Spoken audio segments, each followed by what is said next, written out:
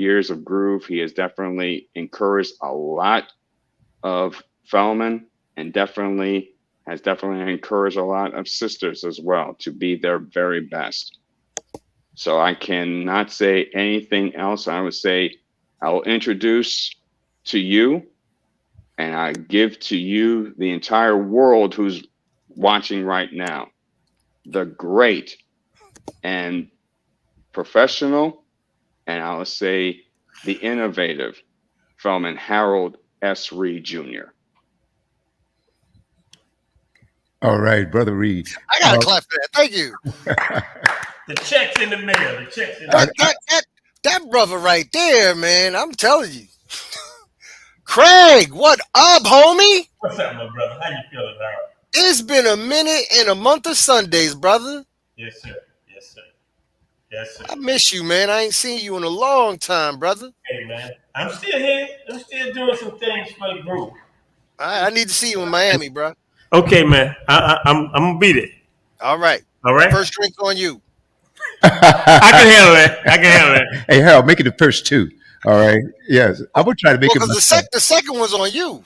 Oh, I'm going to try my best to be there, man. I need somebody to take over. No, I need somebody because we do this thing 24 hours a day, 7 days a week, and I'm so interested in having a conversation with you because I'm all about motivation myself. Not on the scale that you've done it, but I've done motivational speaking. I've gone to high schools and colleges and middle schools and things of that nature and try to bring some information to the young people that might inspire them. And so I'm so intrigued with what you do.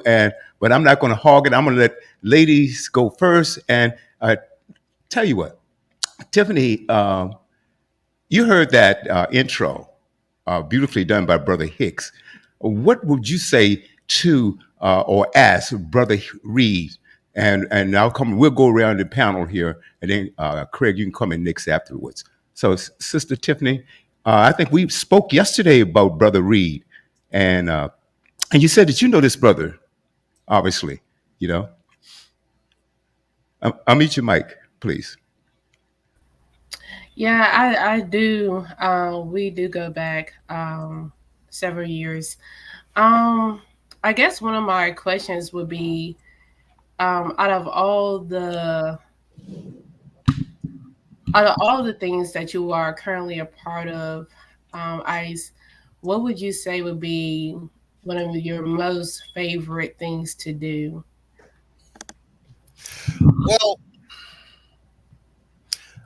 Well, favorite things being a dad.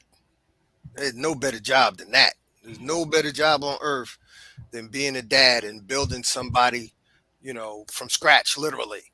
But beyond that, out of everything that was read, what wasn't in my bio, because I wanted it to be all on one page, I'm also a Prince Hall Freemason, and I enjoy the work that we do with the community there. But I'd have to say Groove is my heart. I've been a Groove longer than anything else other than alive. A lot of the life lessons that I've learned, a lot of the things that I've experienced that's made me the man that I am, I learned either part or in whole as a Groove. Sweet. That's one of my questions. I ain't gonna hog my time up. We'll let the brothers do their thing. Okay, Tiff. All you have is one question? You got a brother like Reed? I have several questions, but I'm gonna you know what I'm saying? I'm gonna pace them out. All right, pace him out because this brother brings fire. He's got a lot of history. Oh, I know. Okay? And I got much respect for this brother. Much respect. So, Reed, how you been, my brother? Hey, man, I'm like Jill Scott without the weight. I'm living my life like it's golden. All right. That's quote that. You all can take some notes. Take some notes on that one, Robert. That's his $19.62 worth. So Reed, we're gonna let you go That's probably $62 worth right there. I got that. So Reed, we're gonna let you go ahead and start your little spiel you want to give, and we're gonna give you a lot of this platform today, man, because you have so much to offer, and we've been expecting this for some time. So we've been all looking forward to it. So the floor is yours. I really don't have a spiel. I'm not necessarily actively selling anything, although you could go to my website, which is right up there. You can see it on my screen. Okay. And you can hit my website up, go to the shop section. There's books galore there. All four of my books are there. Some of them are available in audio. Um, if you want to get an audio copy, reach out to me first. My email is up there as well. So I can let you know if I have copies or if I have to make copies, because I don't want anybody sending me any money and I don't have copies on hand. Print, I have on hand. Audio, not so much at this moment. So you have to contact me directly. And anybody who's contacting me as a result of watching this show, I might take off $1 or $2.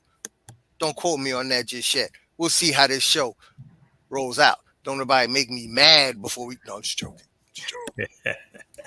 Now I'm here pretty much to be a vessel. My superpower is coaching. I started my entrepreneurial journey as a speaker and was doing that rather well over the years. But a couple of years ago, I invested in some really hardcore professional training. I spent a year working with a man by the name of Dr. Delatoro McNeil II.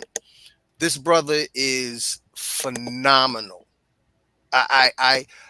I'm conflicted in sharing his name because I really want to keep him to myself.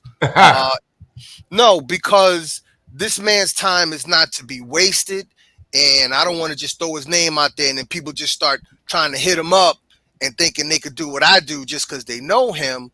And you have to really put in the time and, yes, damn it, the money to sit and work with this man. And through my working with him, I discovered that as well as I speak, my true superpower lies in coaching. So I prefer to be a vessel. I want, like, hit me up with a problem that you're going through. Let me know. Get to the people in the chat to get interested and start talking, and give me something that I can answer. Let me help you solve a problem. Because I will say this, one thing I discovered early in my life is that what fulfills me the most is living a life of service. I realized that I served my country. I don't know if it necessarily deserved it, but I served my country, in the Air Force. I've served the communities in which I lived. When I was working with the East Orange Police Department, I lived in East Orange, as was said, born and raised. Not too long after I moved to Woodbridge, I transferred to the Woodbridge Police Department, where I currently live for the time being. And wherever Groove is, we serve. So I put all of that together and just doing what I set out to do when I set out to live a life beyond punching the clock and having to ask somebody else for permission if I want to go on vacation or something like that. When I started my entrepreneurial journey, I realized that too lay in service. So how can I serve you and your listeners? Absolutely. Brother Reed, I got a question. And I'm looking at you, like I said, Robert read your resume and it's quite extensive. And I find some things in it that's quite admirable because you chose in your very early parts of your career, chose a career of service. Like you said, you served in the Air Force. Yes. I'm correct about that? Well, my Yes. brother Clayton, he was also 24 years in the Air Force. He's not here tonight. He had a medical procedure today. So, man, I know he he wanted to be here. Well, I thank him for his service, and may God be with him while he's going through what he's going through. Absolutely, absolutely. So he will be here in studio along with Craig and I. So a few things I wanted to ask. Why did you choose to go, number one, go into the Air Force? Is that something that has always been on your mind? You wanted to serve, and then later on going into law enforcement. So I have a few questions about that. What was the motivation behind you going into the Air Force? I didn't want to be in college. I didn't want to be in school. And for the younger listeners, I want you to pay very close attention to this. I made the dumbass decision to leave school because I didn't want to sit in a classroom. And I enlisted in the Air Force Of all the branches that I could have enlisted in, I enlisted in the Air Force, where I found myself In a in a classroom. classroom. I jokingly share with brothers, and the first time I said this to anyone, it was to our national president, Ahmad McDougal, because we hang out sometimes. I said, I never actually went to an HBCU, but the Air Force was my HBCU, because when I wasn't in those classrooms, all of us brothers and sisters from all over the country, we all hung out together. And none of us had letters, so none of us were affiliated with any fraternities or sororities or anything, right? But we were just us. So I was in the college age, sitting in classroom, and the Air Force is where I learned how to play spades. So the Air Force was my HBCU. I don't care what nobody got to say about it. I got it. Yeah, you had to learn there. Absolutely. But Now, no, to answer it, but go on. this is what's very special about this question, because it was actually the very first. How many of you can actually remember the very first adult decision you made? I'm not talking about to get freaky with your boyfriend or girlfriend when you was in school. I'm not talking about that kind of adult. I'm talking about a real grown man, grown woman decision. My decision to enlist was my very first grown man decision, because going through that entire process of finding the recruiter, going through the physical, taking the entrance exam, all of that stuff, I had consulted no one in my family about it. I went through that whole process by myself. And when all that was left to do was sign the contract and take the oath, that's when I sat my dad down. And basically my reason in telling him was that, and I quote, "I'm tired of wasting my time and your money." So once I said that, I had his full attention. And after I fully explained everything that I was doing and set out to do, I had his full support. Absolutely. And moving right along, leaving the Air Force, did you join the police department right after leaving the Air Force? Was that your next adult decision? That was my next adult decision, but there was a little bit of a span of time between the two happening. A lot of growing up years. I tend to refer to my 20s and anybody's 20s, because I'm sure anybody who is above 20 in their 30s, 40s, and beyond can relate. My 20s were my struggle years. How See, so? often I tell people in my speeches, especially when I'm talking to young people, and by young people I mean high school students and younger, I can literally map out anybody's life on a general level between teenager to 53, because I can't go beyond where I haven't gone yet. So let me break it down for you. When we're in our 20s, first of all, when we are in our teens, we think we know everything. Our parents don't know nothing what's going on. Our parents are out of touch. They don't know nothing. We think we know everything. Then in our late teens going into our 20s, those of us who go to college, we learn a couple things. Most of us are away from home for the first time, so we're literally making our own decisions. So now you really can't tell us nothing, because now we know everything. But the 20s is also your struggle years, because in reality, in your 20s, you're stupid. One of my high school teachers used to always say, "I don't believe any of you are dumb, but stupidity is an acquired disease, and I'm afraid you all are infected." When we are in our 20s, we are stupid. Quite frankly, myself included. Man. Right? Because this is what happens in our 30s. When we get to our 30s, we realize we were stupid. We realized we didn't know half of what we thought we knew, and none of what we knew. And you will spend at least the first half to the first 3/4 of your 30s making up and cleaning up the mistakes we made in our 20s when we thought we knew everything. So hopefully we didn't make too many mistakes, didn't jack up our credit too bad. So in our mid-30s, going into our 40s, that's when we start settling down. The careers hopefully done measured out right. We're doing some good work, making some decent money. That's when all your friends start getting married. So now you start wondering when you were going to get married. I got married when I was 30. But then when you hit your 40s, you get good in your 40s. And you think, okay, I done got my bills paid. All I got to worry about is this mortgage and a couple credit cards and the car note, but I'm good. I'm coasting. Everything's taken care of. I could breathe a little easier right now. But here's the problem. Most of us, by the time we get into our 40s, we made these little mini me's who are now in their teens or approaching their teens, who now think they know everything. And now we're the ones who are out of touch. We're the ones who don't know anything, even though we had all this experience. Now we got to deal with these little mini me's that we made.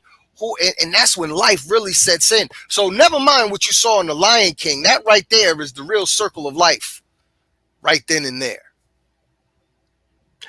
Question. Now, going into law enforcement, you hear a lot about bad cops, corrupt cops, and and you have some corrupt cops, black, white, Chinese, the law enforcement in this country. You've got great cops. Let's talk about you policing a little bit, and especially in your career, I'm sure that you run across young people who thought they knew everything or made some real bad decisions, or got themselves in some things that they shouldn't have. The mom and dad said, "Don't do it." They, hey, look, I know more than you do. I get into it anyway. How did you approach policing when you came across these young people? Did you throw them on the ground, put your knee on the neck, or did you say, "Look, young man, let me talk to you a little bit. Now, whatever my job entails, I'm going to have to do it, but I'm going to give you some advice going forward in life." How did you approach policing? I always believed early on in my career, there are three kinds of cops. You have the Cape Crusader. This is the Chuck Norris dude. This is the Walker, Texas Ranger dude. His whole life lives, everything revolves around going out, hitting the streets, and locking everybody up. And yet, that's the Cape Crusader. Then there's just the Crusader on the other end of the spectrum. This is the cop that believes everybody deserves a chance. They're really not bad people. Everyone, you should just talk to them and understand that they're human beings with feelings too. Then there's the wise cop.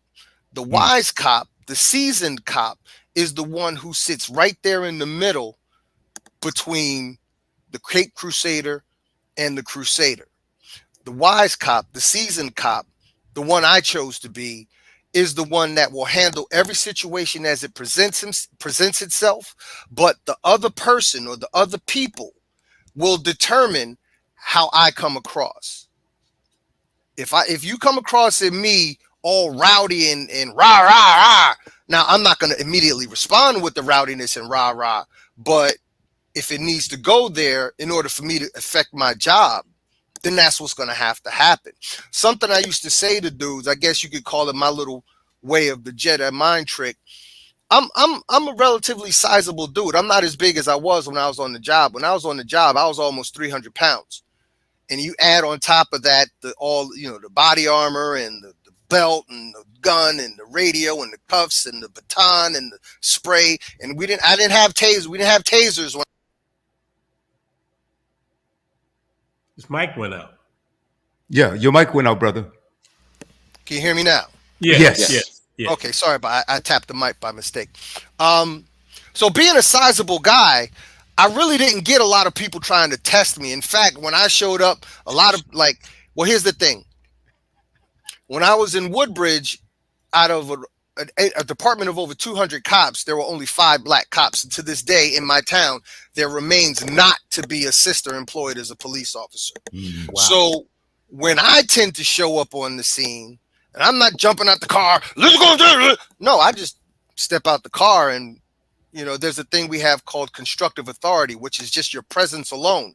My size alone would show up on the scene, and sometimes people would settle down and simmer down or whatever. But if anybody ever really wanted to get up in my face, I'd simply say, listen, all we need you to do is just leave, go about your business.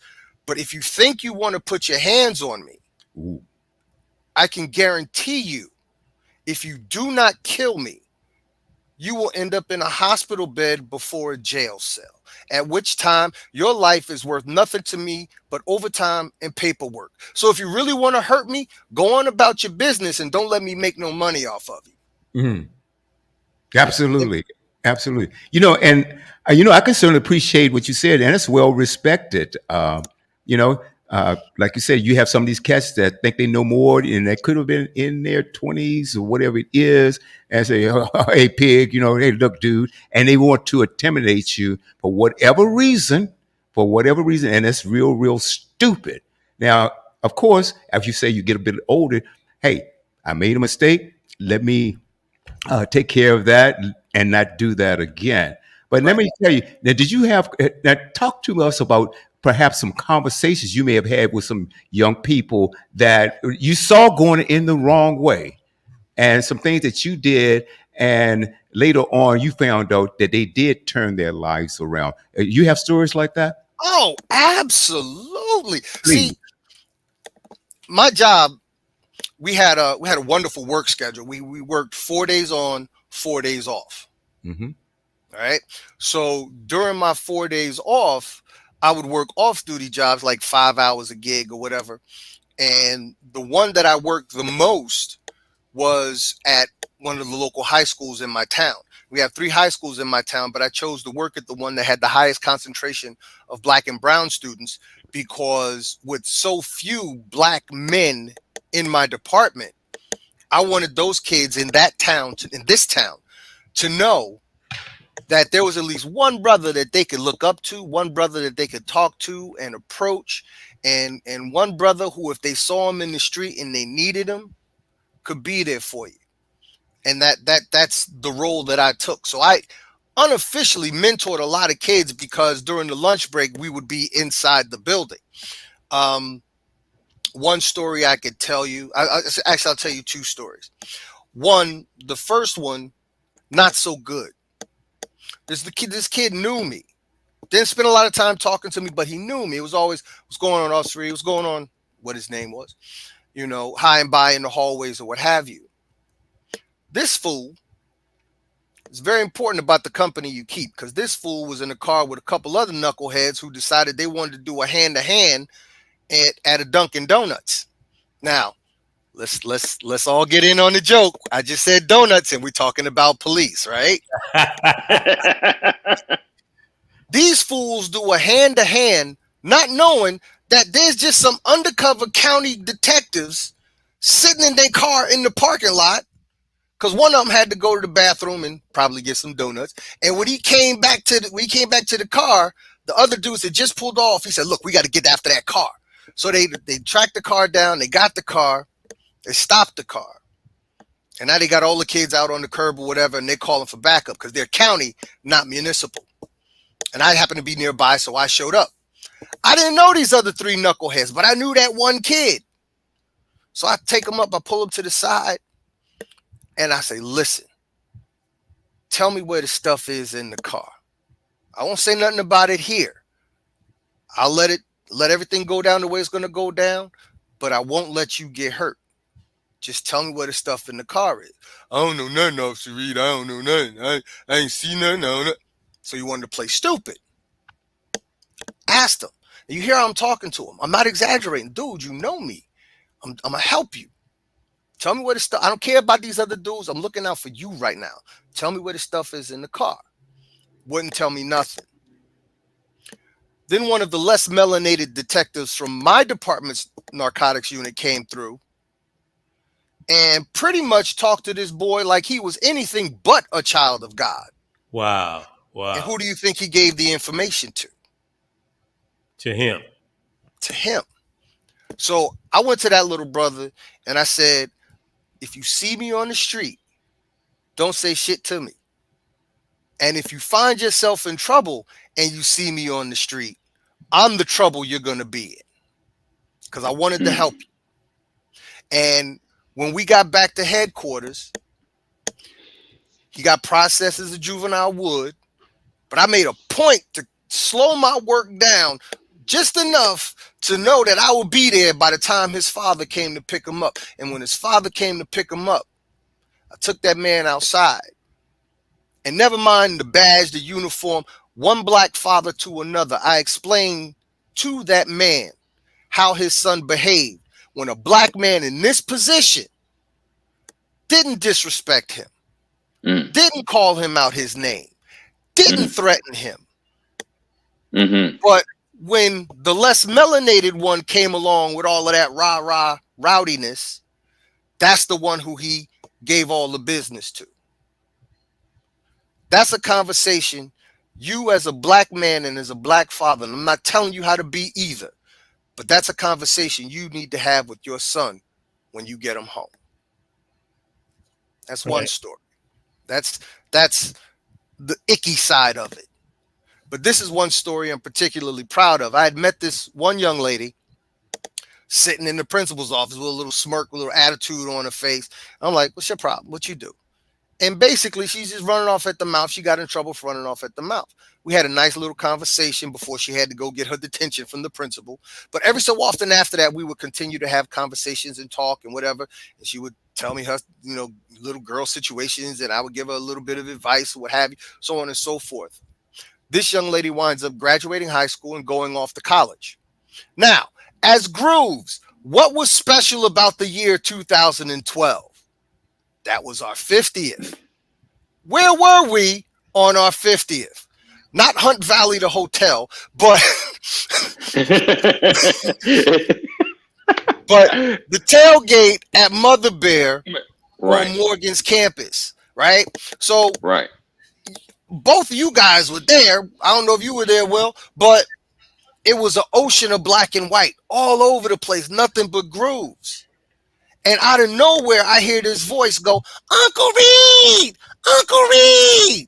I'm like, who the hell? My niece ain't out in no damn Baltimore. She only 9-10 years old. It was her. It was that young lady who, while we were celebrating our 50th at Morgan's homecoming, she was celebrating her first homecoming as an alum. Wow. Because she had graduated from Morgan that year. Wow.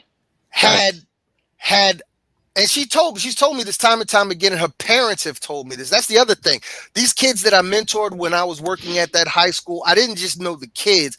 I got to know a lot of their parents as well. So I got a lot of thank yous and a lot of gratitudes. I had a conversation with one young lady, and things are different now because we got the R. Kellys and the Diddy situations or what have you. So I probably wouldn't have had this conversation where I'm still on the job today. But back then, early 2000s, one young lady, intelligent girl, smart girl, always being bothered by knuckleheads. I had a conversation with her. I said, maybe if you change how you dress, and I'm not looking at you, but there you are.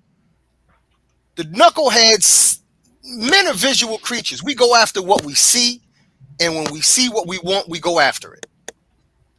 And if you giving them everything that they want to see, pretty much, that's why you're getting all these knuckleheads. I guarantee you, if you change how you dress, you're going to change the quality of man that comes after you. Yes, that's right.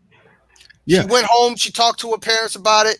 And next time I saw her, she was wearing like button shirts and turtlenecks and what have you. And the quality of boys that were coming after her changed. Mm-hmm.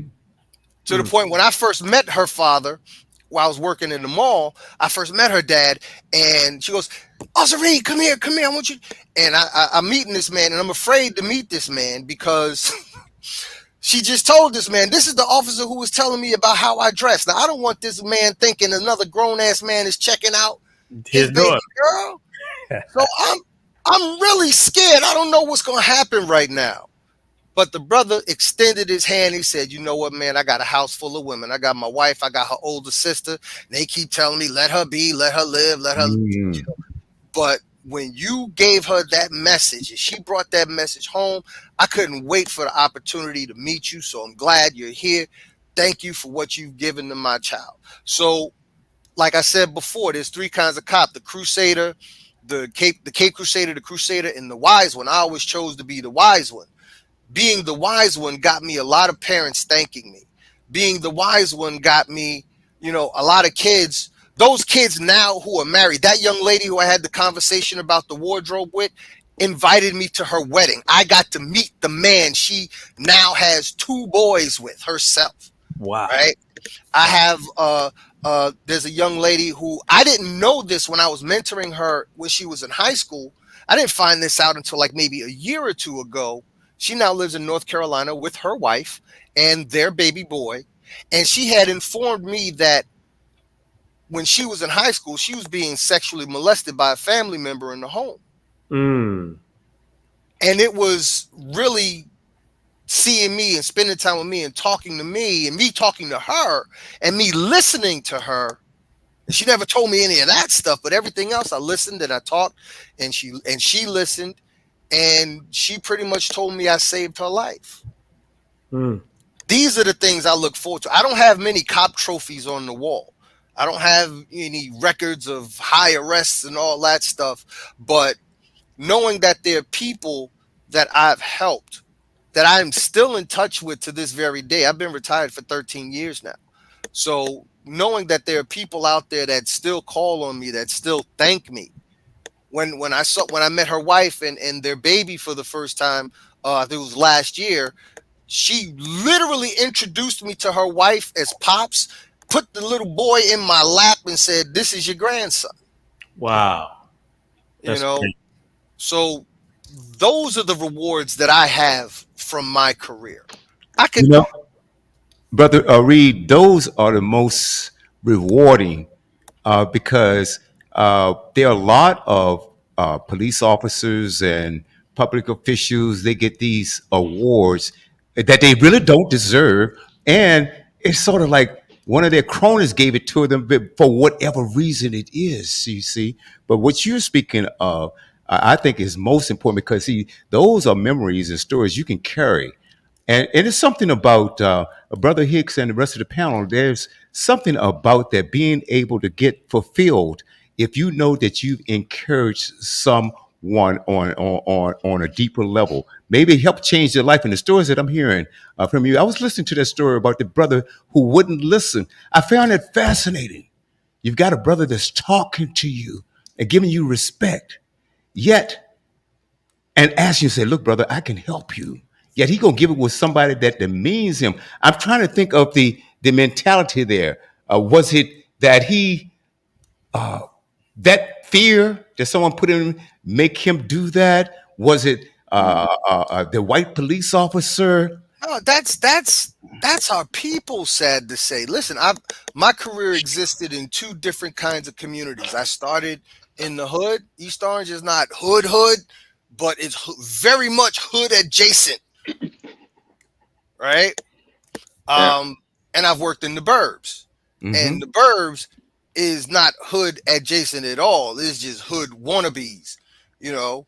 And on many occasions, I've had to tell a youngster or 2 or 3 or 5, don't let this patch that says Woodbridge get it twisted. You were born in Woodbridge. I ain't from here. You want to act. You want to act like where I'm from. Mm-hmm. Right. Don't make me act like where I'm from. Mm-hmm. Because only one of us really know what it is. Right. I tell you another quick story. There's, because there's a lot of young brothers, and this story involves a young brother. And we're gonna move off this subject because I made a promise that I wasn't gonna talk police stuff a lot. But this one young brother, hey, what's going on, so and so? He was like, oh, so I again, I address you with respect, and your response is Hmm. the side eye. All right, cool, be good. Ironically, a few days later, I was assigned to do a prisoner transport, take somebody from our jail cell up the county, down the county. So I get to county, and I hated doing prisoner transports because I don't want to have nothing to do with a correctional facility. I don't want to be in one. I don't want to see one. I don't need to know where it is. One of the biggest, if you've seen this, you've seen the movie, what's it, the Hurricane with Denzel. Yes. There was an old movie. So Tiffany, you might not have heard of this flick, but Bobby and Craig and Bill, I know you probably heard of this movie called Tango and Cash. Yes. Mhm. Yes. With Sylvester Stallone and the other Kurt Russell, whatever. These movies were filmed in part at a place called then Rahway State Prison. Now it's East Jersey State Prison. That prison is 5 minutes away from me. I don't need to know that. I don't want nothing to do with a correctional facility. But anyway, I'm going inside, dropping off this prisoner, and over here, over far off to the side, I can see inside their little holding tank. And who's in that holding tank? But that young brother, Officer Reed, Officer Reed. Oh, he's looking at you now, right? He's calling me by name now. Wow. And it took everything in me to remain professional and not give his little snotty ass the middle finger. Wow. Because Bobby and Tiffany can tell you, and if Craig will reflect back on the Groovers USA days, I am that petty. Oh yeah. For those of you who probably, I'll probably just give a brief overview of basically the idea of what specifically the idea of Groovers USA. It was kind of a platform for Feldman to be able to talk, basically, but it also became aspect of basically allowing people to voice their opinions, to be able to build up Groove as a whole. I'll leave it at that. It was a chat room before chat rooms were invented. It was like one of the first chat rooms, community bulletin boards, that type of situation. Shout out to MIT brothers. Shout out to the engineer chapter, boy. Making history up in Groove up in this piece. That's right, man. I was so proud when we had that MIT chapter. And nobody was more enthused than bless his soul, rest in peace now, John Moore, man. Called him Shaft, man. He was he was elated. But Reed, getting back to you, man, I'm gonna get off the police stuff. And I've been out of the organization for a while. You've been out of pocket a minute. Hey man, I did so much work for Groove. I feel like you earned a break. You earned a break. If I didn't do enough, I did a lot more than some brothers that's doing work right now. No, I learned a lot from you in my my growing years. All the battles I had with past presidents or what have you, I could always count on you to kind of pull me to the side and say, you might want to calm down on this, or let me give you some insight. So let me say what I have not been able to say for however many years that you've been out of pocket, living your life. I love you, and I thank you, and I applaud you because you too are history in Groove, because you are our very first executive director. Thank you, brother. Thank you. So I give you your flowers while I can, and while you're still here to receive them. You may not have said that if you would have seen me at the regional meeting this past weekend. Did you show off again? No, Chris? Man, I just told these young boys, man. I was there, and basically he just addressed his concerns, and it was the concerns that we felt that were necessary to talk about, and we move forward with it. There you go. That's what I say. Well, seriously, as men, we should be able to have a conversation. And I think the problem is that we do not, we may point the finger or yell at one another, but let's sit down and have a conversation. And let's come back with what makes sense and what doesn't. I want to ask, I want to get back to. We got to get Tiffany involved back. Tiffany can, mute your mic. Tiffany, you want to join in? Craig. Okay, let me handle this. All right. I'm the co-host. No, you're a panelist. Oh, now you changed my title. Okay. I'm a co-panelist. I didn't look at it just now. Okay, I am a panelist. Well, we're all panelists here. Okay. I took the title of co-host and host because, Sister Latoya Yvette, she has a family situation she's dealing with. That's why she isn't here tonight. But we started off with Latoya and I as being hosts and co-hosts. But I tell you, but I look at Brother Hicks and Brother Craig. We rib each other a lot. But, he deserves it. He definitely deserves it. And then Brother Clayton comes on. Mark Daniels. Mark might join us shortly. And Tiffany, she's been with us forever. But I do have to take a time, Harold, to acknowledge a sister that's been working diligently behind the scenes. Scenes, and that's my sister Rock down at Raleigh Grad chapter, and she's Rock, been her scheduling. crazy man. That's my girl. Rock is my girl. I love Rock. I love me some Rock. I've been trying to That's get Rock to come on behind the mic, and she refused. She says, "Look, brother, I will work behind the scenes, man. Let me and I have a will conversation. I'm gonna have a conversation with Rock. I'm gonna reason." get Rock on because her crazy behind need to be on this damn show.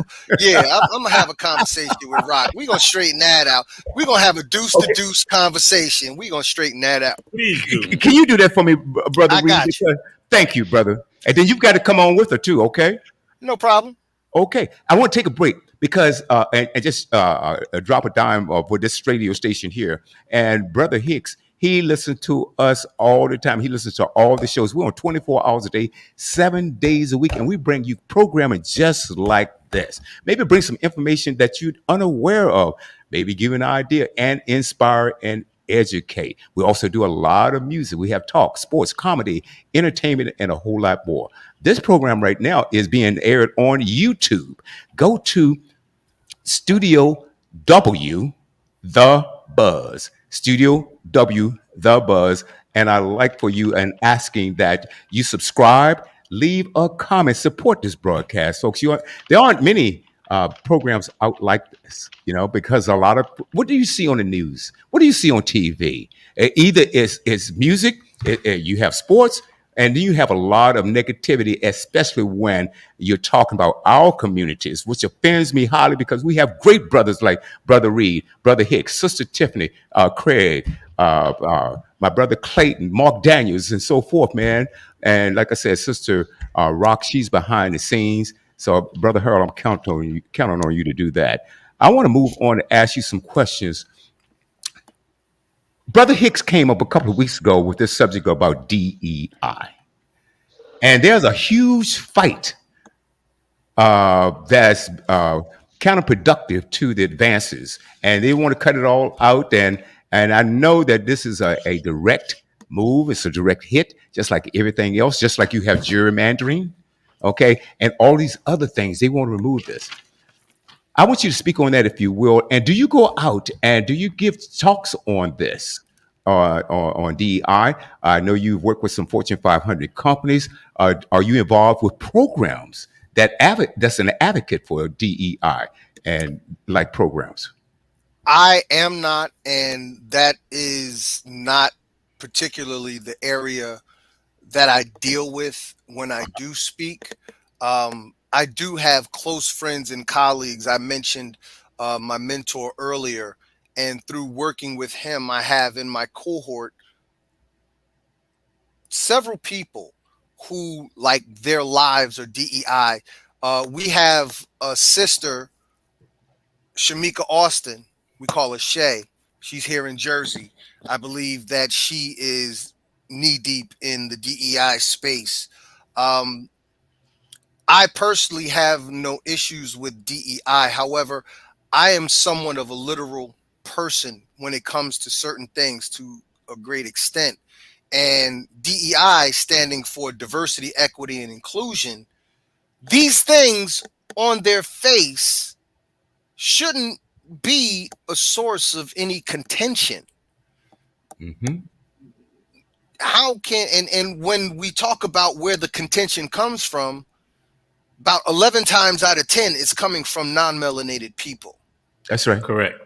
I choose to, like, you, Bobby will tell you, Tiffany will tell you, Craig will reflect back on the Groovers USA days. I have no problem fully speaking my mind, but I'm going to respect your platform, and some of my terminology may be somewhat buffered.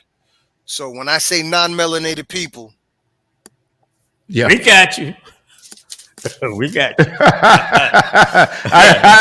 I see. Yeah, I see your eyeballs. Yeah, yeah. Body language says a lot, brother. Oh, so please continue. I don't. There's only one reason why you would have a problem with diversity. Mm-hmm. You want everybody in your space to look like you. If you have a problem with diversity, that tells me you want everybody in your space to look like you. And if I don't look like you, then never mind. See, I told you. I'm gonna get to the edge, but I'm not gonna jump across. Go ahead, I'm brother. not gonna jump off.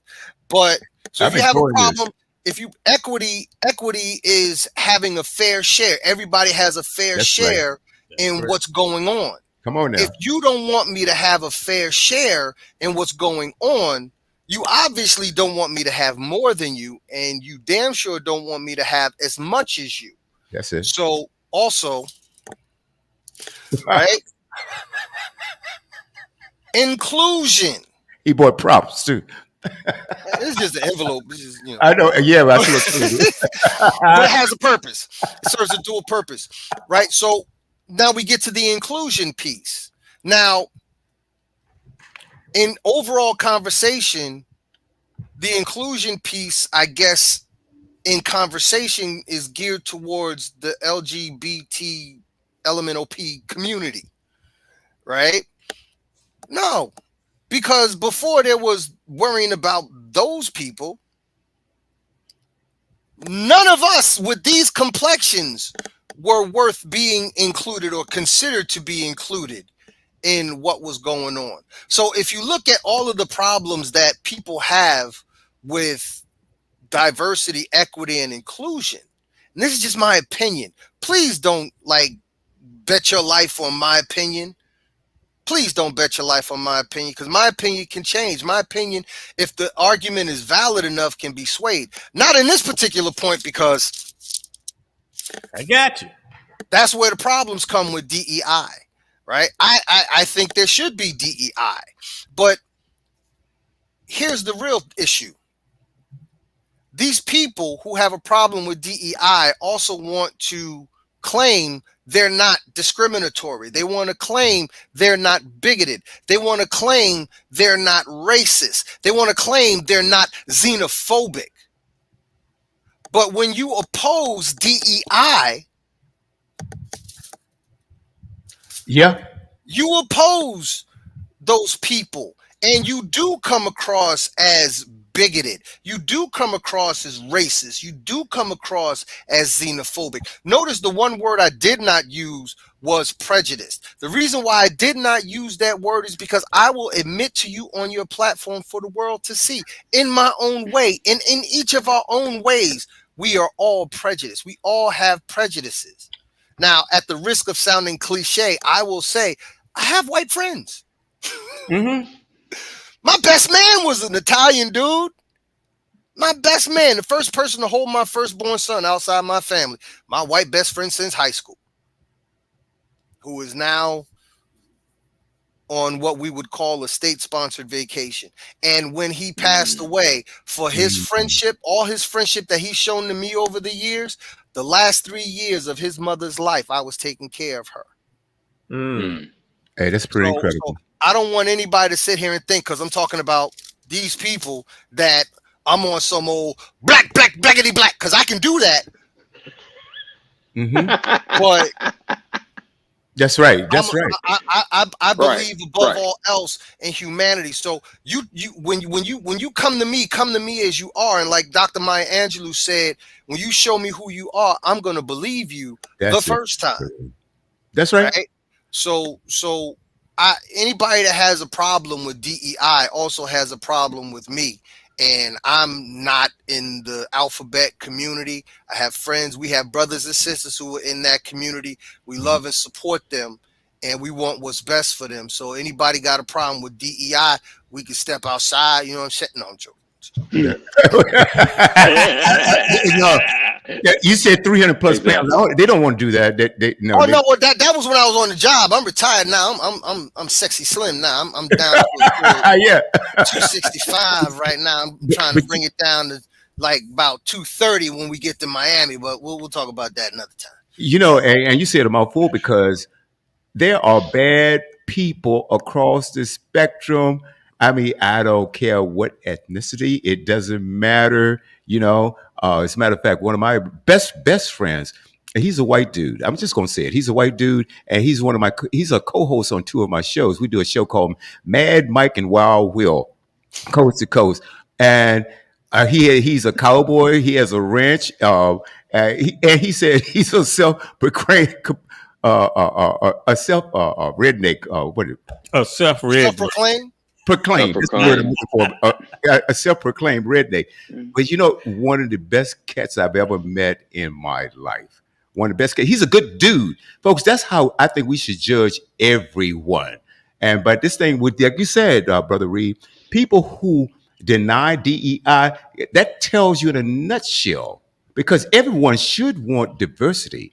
Everyone should want equality. Everyone should want inclusion, but you summed it up so professionally, and that is, if you don't want me to have diversity, equity, and inclusion, that tells me who you are. I don't care if you get on some bully pulpit, if you get on Fox or get on one of these white right wing platforms and say, no, no, no, no, that's not what I mean, because racism is over. Okay, why do we need this program? Hey, we all know that that's a lie. We all know that.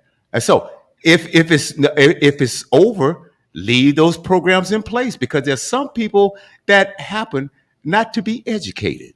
Well, Or I'm gonna disagree with you right there. Not to disagree and say that you're wrong. I'm gonna say I disagree because I have a different viewpoint. I want to be clear on okay, that. that's fine and it's fair. One of the things we have to come to terms with as a people is we can disagree, and that doesn't necessarily mean that either person is wrong. It's just a matter of having a different viewpoint. Well taken. So it was something you just said, and I just lost it. Can you remember? Do you remember what you just said? He old. He can't remember. Not if you're gonna disagree. He old. No. No, Like I said, it's just a different viewpoint, but I don't want to misspeak in terms of misrepresenting what you said. I'm trying to remember, brother, because sometimes I have to slow down a little bit, because I have to speak a little rapidly sometimes. And I'm trying to think Right. that. And so I did say, if you are against DEI, Right. I got it. So thank you. Mm. That was a little kickstart that I needed. Right. okay, go on.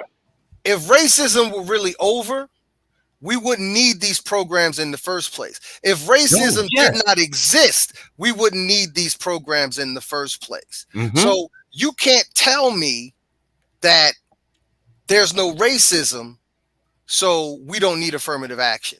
You can't tell me there's no racism, there's no xenophobia, there's no the bigotry, so we don't need DEI. It is because racism is in the DNA of this country. Historically, this nation was built as a superpower for several centuries. Couldn't agree more. Not a couple Yes. years, not a few weeks, damn near half a millennia, damn near 3/4 of a millennia was built on the backs of stolen people on stolen land. Now, if you happen to be amongst those who had a part in that, Tell the truth. Tell and the that truth. makes you feel bad, oh well, boo effing who for you. That's right. Come on. You got to feel bad because you're ashamed of your ancestors. So now you got to create a boogeyman and call that boogeyman critical race theory, and say you don't want your what the deal is that the grandparents today, the great grandparents and the grandparents of today Mm-hmm. don't want their grandchildren and their great grandchildren coming up knowing what they were doing when they was their grandchildren and great grandchildren age. You don't want to talk about critical race theory because you don't want your kids to know you was at them cookouts, those picnics. Mm. That's why I don't use the term that today. I use cookouts. Right. You don't want your kids and you don't want your grandkids and great grandkids to know that you have postcards with pictures of you one is standing next to this brother hanging. You don't want that. That's what they don't want. That. See, You mean with the cone hat? You mean the cone hat? And not even. No, I'm talking about the pictures where even. they out there. Yeah. There were photos basically where you saw people just in droves in just their business suits. Like shirt and tie, basically with blazers, just standing in front of One of us being hung from a tree Yeah. But Yeah. Come on now. out in the open. here's the thing though. Despite the existence of all of those conditions, Mhm. I refuse personally to blame or allow anyone to use as an excuse blame for the white man, blame of the white man for us not taking advantage of or creating opportunities for ourselves and our progeny. Mhm. There is just enough freedom in this country for us as people of color to exceed, excel, and create sustainable.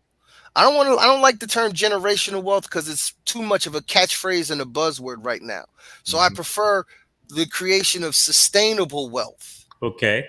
That's right. over for our progeny. I know that's the SAT word progeny, look it up, but those are the ones who we leave behind. That's right. When That's right. when I became a father, I realized I appreciated my father more. I appreciate when I became a father, when I became a husband, I appreciated my grandfather more because my mother and my father divorced when I was very young. I Mhm. can honestly say I literally only have one memory of the three of us in a happy time in a happy place, and I was probably 3 or 4 years old at the time. Okay. So when I became a husband, I appreciated my grandfather more because he was my example. I lived with my father and my grandparents since the age of 10. And my grandfather was a prime example of how a man treats his woman. Mhm. Hmm. My father was a prime example of how we should live with honor and integrity. And you don't always have to have everybody agree with you.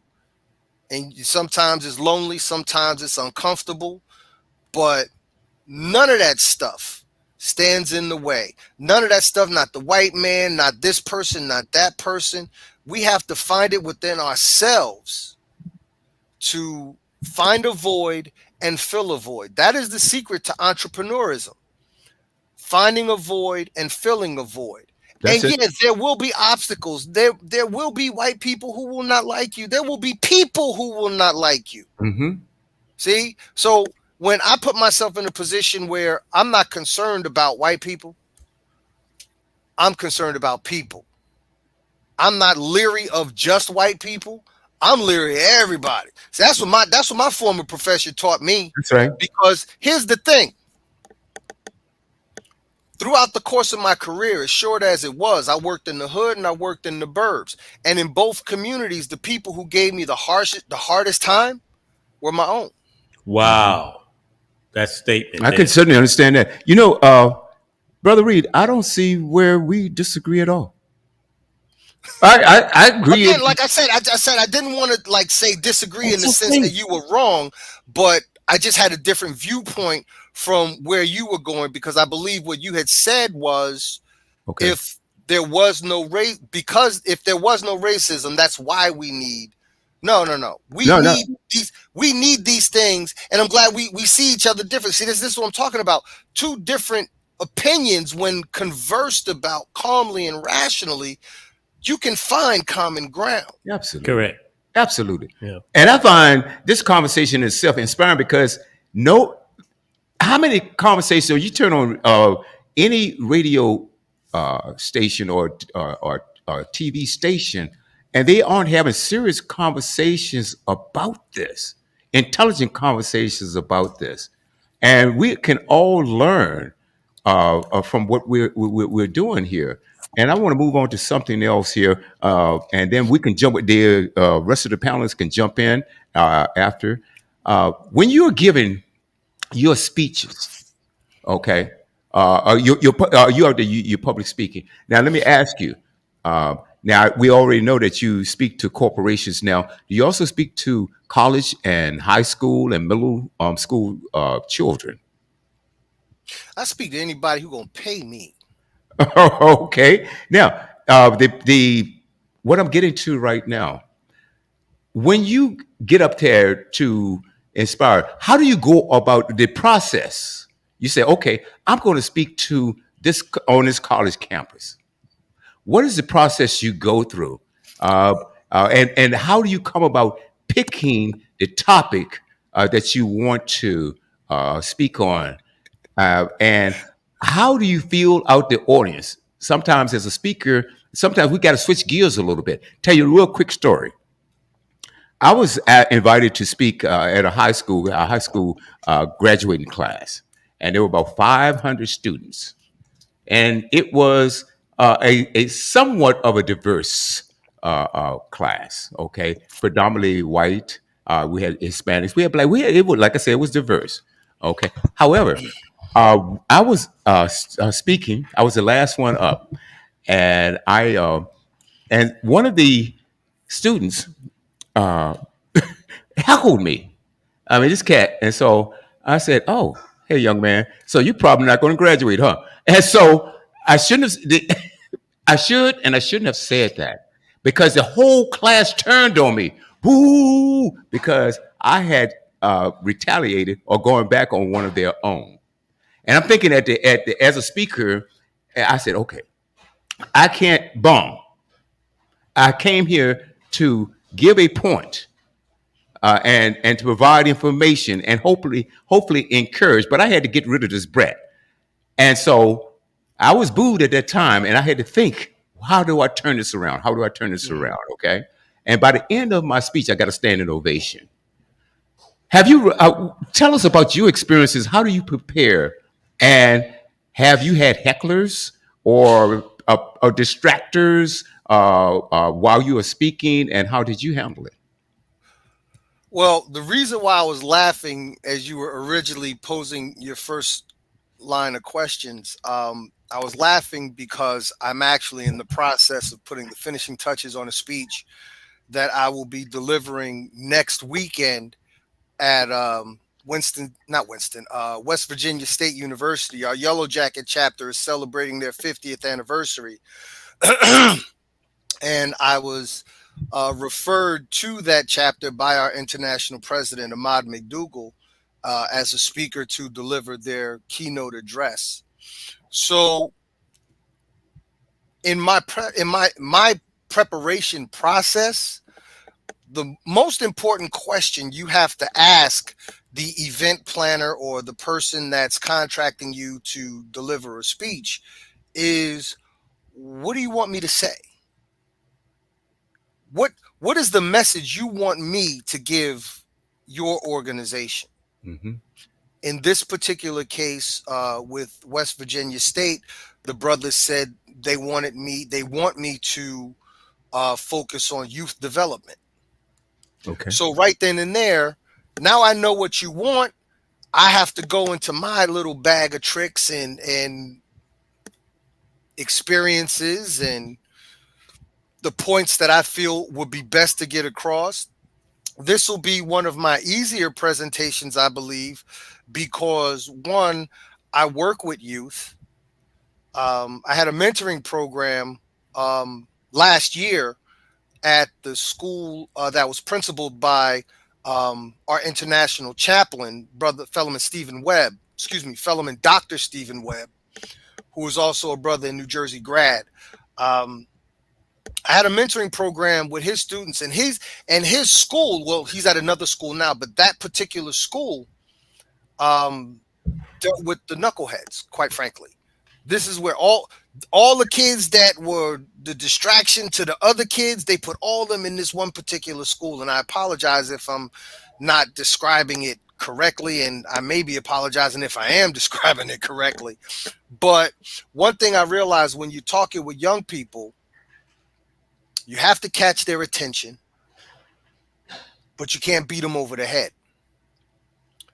You're going to get a heckler. The heckler is looking for attention.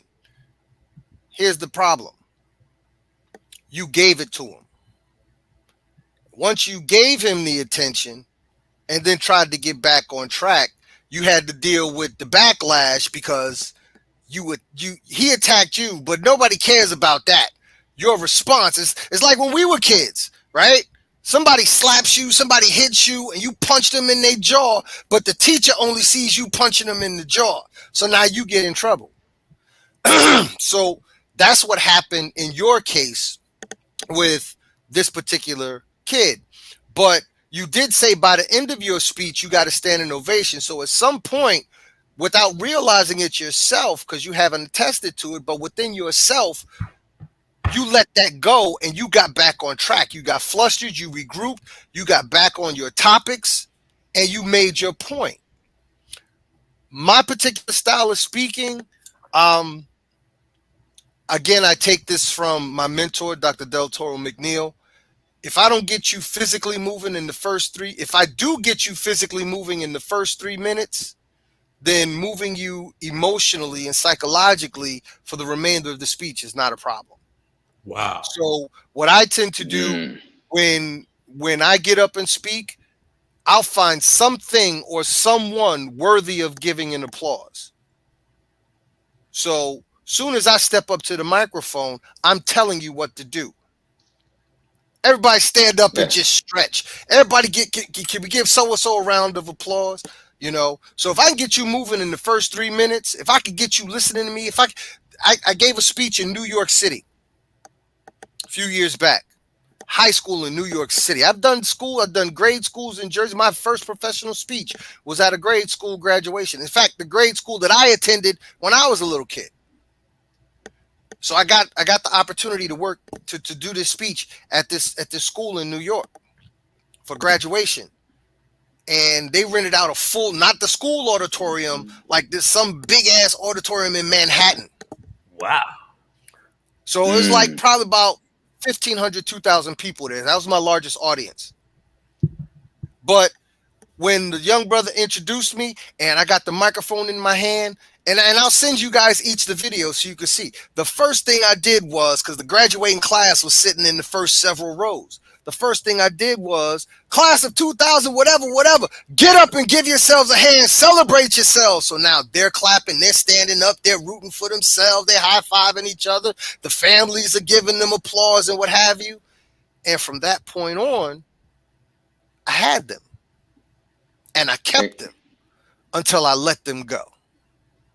And that is what a speaker does. That's what I was doing, flying by the seat of my pants before I got this official training from my mentor. So I realized I was doing some things right just instinctively, and him giving me the instruction that he gave me validated that. So I love and appreciate him. So I shout him out whenever I can. So that's the process of a speaker. The process of a speaker is to take you on a journey. What happens when you turn on your television? What are you watching? It's not Christmas time. You don't turn on the TV and let the Yule log just burn on your TV for hours on end and you walking around. When you are watching television, vision, you're watching people take you on a journey. Mm-hmm. And even if you're deaf, you got the little CC captioning at the bottom so you can read the words. Sometimes you have the people doing the signs, provided they know what they're doing, because we've had a couple events over the years where they had these sign language people. Pastors do that. A lot of pastors do that, but that's what was it, Nelson Mandela's funeral when they had somebody was over here just doing this. But no, a speaker takes you on a journey, so you have to be prepared. And we all know our 7 Ps. I live by my 7 Ps. Right? Proper pre-planning prevents piss poor performance. It's not a secret. It's a business tool. That's right. That's right. And you know what I want to ask? I know we're going to get Tiffany in here. Okay, Tiffany, we need you. I'm sure you got a lot to say. Also, what I love about what you're saying, and that's getting your audience engaged. Okay? Connecting to the audience. You know, whether you're speaking, whether you're singing, or whatever it is, right? Giving a speech, whatever. Connecting with the audience. At what point do you know that you have connected with that audience? Because that's the most important thing. That's why you're there, to connect with them, to get your point across. Because if you haven't, they're not listening. Right. Good question. I know I got them when I got them. When they're moving when I tell them to move. If you say repeat after me and the room is silent, you do not have them. You do not. if I say repeat after me, everybody repeats after me. If I say write this down, I see hands writing it down, Come on. right? And I'm not saying that because I'm big and bad and I got the no, it has nothing to do with it. When I prepare my speeches, I prepare them in such a way that I'm not thinking about or more about what I want to say. I'm thinking about how what I want to say is going to be received. That's it. See, I can sit up here and talk and say exactly what I want to say, exactly how I want to say it. And I guarantee you, I'll have at least 5 people in the room rocking with me. But if there are 200, 300, 400, 2,000 people in a room, I'm not going to hit everybody the same way. That's right. Mm-hmm. And That's right. while I always say I'm not talking to everyone, I'm talking to anyone who is willing to listen. Mhm. It is still my duty, my obligation, my responsibility as a speaker to responsibly deliver a message that is palatable to almost hopefully everyone. This is Correct. right. Sister Tiffany. Come on, girl, get up in here. Yes. Yes. Okay. Okay. Come on. We need more than that. Okay. No, I do have a couple of questions, but one of the questions is I want to kind of go back to a previous subject that we were discussing earlier, which dealt with the DEI, and I had said this on I believe it was on the episode that we did for the DEI, and I just wanted to kind of get Ice take on it, even though I kind of already have an idea of where he's going to go with it. But for those that don't, my whole thing that I said was since people, um, more so likely the non-melanated people, they have a problem with, diversity. Yes, those folks. Um, equity and inclusion, right? And they don't want history to be told because we know that they're pulling all these programs out of the schools and stuff like that, right? But my thing is, this is what I said. Since they have such a problem with it, why don't they stop talking about the Holocaust? Why don't they stop talking about Columbus when he discovered America? Because that wasn't true. Like, why Yes. aren't they getting rid of all these other ethnicities and their history, but you want to get rid of this one group of people in their history? Like, it doesn't make sense to me because whether you take the stuff out of the schools or not, let's say they take it out of the schools, history has a way of coming in, especially if it's the truth. It has a way of showing up. You know what I mean? You have libraries still. So are you going to go to every library in the world and remove all of these textbooks? You know what I mean? Are you going to go to every historian there is and silence them? That's my whole thing. It's like if you have such a problem with, oh, we don't want this stuff to be told because it was so tragic. Blah. Yeah, let's stop talking about the Holocaust. That was tragic. Let's stop talking about what happened to Native Americans. Let's stop talking about every other race and their tragic history. You know what I mean? But you're not going to do that. I would say this. If I'm correct, the question in there is why do they want to get rid of this particular discussion? Mhm. And I like using metaphors. Let's say you have a white carpet, white rug, and you spill grape juice on that white rug.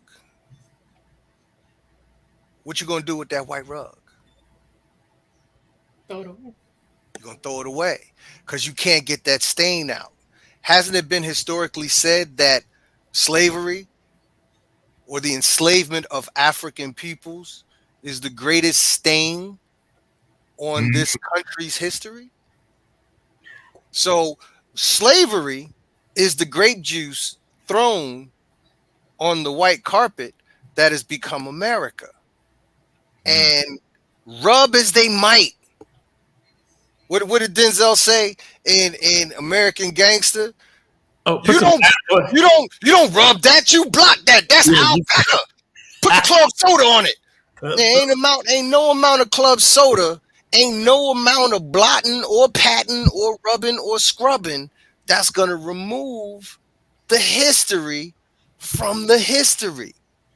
See, what we're dealing with is Dwight Man, and you guys that follow me on Facebook know I spell it just like that, Dwight Man, right? Oh, I forgot. I was supposed to say non-melanated people. That's okay. You're not being canceled. Don't worry. But the thing of it is, you can't get rid of that stain. What these people want to do is turn history into his story, right? And herein which lies the problem. When you try to turn history into his story, the disconnect that is created becomes mystery. That's deep. I need to write that down. Write it down, okay? Is that in one of your books, brother? No, that one just came to me. I'm gonna have to write that one down myself. Please write it down. Hey, Robert, I want to patent that term. You always trying to steal an idea, Craig. I want to patent that term, Robert. I want to sell that. Robert, send me the information, Robert. Y'all heard me on the radio today first. I'm gonna patent that term. No, how you gonna patent this man's idea? No, it would be trademarked, but it's already. I would say that would probably be. I'd probably say that would be Harold Reed's trademark, if anything, because he said it. It's his. That's right. Share it with him. No, hold on, Craig. Now let me ask you a question, Robert, because this is your wheelhouse. There are a couple of things if you want to copyright something or trademark it. If you speak that publicly on air, okay, or if you take it and put it in a written format, mail it back to yourself, or go to the Library of Congress. All three of those ways are ways for you protecting your copyright. Am I wrong? Don't answer that, Robert. I know where he's going. Don't answer that. Robert, please. It's a personal attack on me. Don't answer. Don't answer. I'll tell you offline how to make sure that is capable for yourself. Trust and believe. I will say that. Not right now, because I know a few other people are probably listening in, but I will say, yes, you definitely should protect yourself at all costs. Thank you, Robert. Well, here's the thing. Anybody viewing this in a replay will hear me say it came from me. That's right. Asked me where I got it from. I said, that's mine. That's right. I just wrote the son of a bitch down. Then there you go. There it is. So here's something, William, to briefly touch on your question, whether you were jokingly asking it to Bobby, I want to address it because I've actually done it. All of my books are registered with the Library of Congress. However, my very first writings, and this, all right, y'all getting an exclusive right here. You were getting an Iceman exclusive. All right. Bobby's holding up my third book. That's my third book. Okay. Oh man. However, my first writings had absolutely nothing to do with motivation, self-help, or personal development. Well, personal development, yeah, in a sense. I have several volumes of poems. I actually started writing when I was 16 after my first heartbreak. And I spent my entire remaining adolescence, well into my mid to late 20s, writing poetry. And I never performed any of. I think I performed one when I was in Saudi Arabia during the war, and I never really performed any of them. But I did have them all written down in notebooks and whatnot. And I took the time, bit by bit, typed it all out, printed it all out, put it in an envelope, mailed it to myself, Mm-hmm. and it remains. It might be over there somewhere on my desk, but yeah, that those volumes remain sealed to this day, Great. and perhaps I will one day decide to open them and print them and publish them, but that could wait a bit. Right. We can go to this Tiffany Hilliard. My sister, she's not a swing. And she talking about stains can be removed. I'm just saying she's keeping her white rug. Okay, all right. Moving right on to Tiffany. Yeah, Tiff, you got another question? yeah, I do. So I know as profound and professional as you are, with your speaking engagements, has there ever been a time where you have been somewhere and you like, Dad, I wish I would have said this, or Dad, I could have said this better? Have you ever had a moment of self reflection after the fact and be like, you felt some type of way about it, even though you had people to come up and say, man, I appreciate what you said. You know what I'm saying? That really touched me, that moved me or whatever. But have you ever felt like, yeah, I don't know? Because sometimes, they say that we can be our own worst critics. You know what I Right. mean? Especially like if you're writing something or if you're speaking Mhm. something. Because I know that happens to me a lot after the fact. I'm like, man, I should have said this or I should have done, you know what I mean? So has that ever happened to you? Yes, but not to the extent that I would necessarily beat myself up over it. Again, I said Hmm. a few minutes ago that preparation is key. So when preparing a talk or preparing a speech, preparing a presentation, and writing it, again, I'm not writing it in terms, I know what I want to say. So I'm writing what I want to say, but while I'm writing what I want to say, I'm also envisioning how when I write, this is just my process. When I write, I envision myself giving the presentation. Mm. So this is a part of the journey that I tell you speakers need to take their audiences on. So I control you not just by telling you what to do, stand up, sit down, clap, repeat after me, write this down. I That's one way I control my audiences. Another way is that in my writing process, there'll be peaks and valleys, there'll be different inflections and intonations coming from my voice. There'll be times that I reduce my voice to the sound of a whisper almost. Yep. And then there'll be times when I'm like this, and then yo.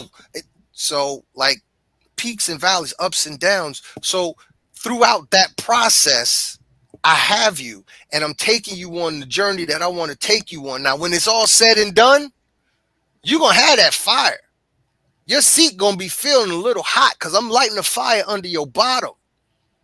But could I, in retrospect, because somebody could have said something in the audience or something could have happened that day that affects what I'm speaking about that wasn't a factor when I was in the writing process. And if it comes across my mind, I may find a way on the fly to work it into the speech. I've done that a bunch of times, you know. That's Um, absolutely incredible. I couldn't agree with you more. And what you're speaking on is voice inflection, and that is so important in speaking. yeah, You know, you can soften that sometimes. And I learned something a long time ago, Brother Reed, is that when you speak a little bit, say you're up on this high, right, and then you speak a little bit lower, the audience tend to lean a little bit forward. Okay, well, let me hear what this brother is saying. And I love what you do about audience engagement. yeah. Audience engagement. Now, Sister Tiffany says, what are the 7 P's again? Proper pre-planning prevents piss poor performance. Proper pre planning prevents piss poor performance. Yep. We've said that for years, and it is exactly right. Getting back to your audience, for instance, now, do you get letters from, say, are you speaking to high school or college students or people of that nature? Uh, One of my most it just thrilled me when I spoke to students, and the teachers would call me, or they would mail me, says, This is what my students thought about your visit to us. And I think those things are just like you talk about trophies on the wall, Right. okay, versus conversations and or the stories that you told that are so inspiring about how you help turn young people, young adults, and even teenagers and even younger, turn their lives around. And Hmm. you found and had a connection with them later on in life. What is that feeling like? Oh, it's wonderful because I have two sons. My oldest son, AJ, everybody calls him Little Ice. He's 21, but he was diagnosed with autism when he was 2.5. So he's basically, he's a little knucklehead. He's like, but he's basically a child for life. So ain't no grandkids coming out of him. Uh, that'd be very interesting to see how that would happen. Okay. But there's that. And then my youngest is 14. The damn sure better not be no grandchildren coming out of him. You know, Yeah, we're gonna have a talk, right? We're definitely yeah, gonna have a no, talk. we don't had that talk, but I'm fortunate enough that at 14 he's more interested in his Xbox than some other kind of box. Yeah. Um, but again, I a lot of the young people that I mentored who are now in their 30s have children.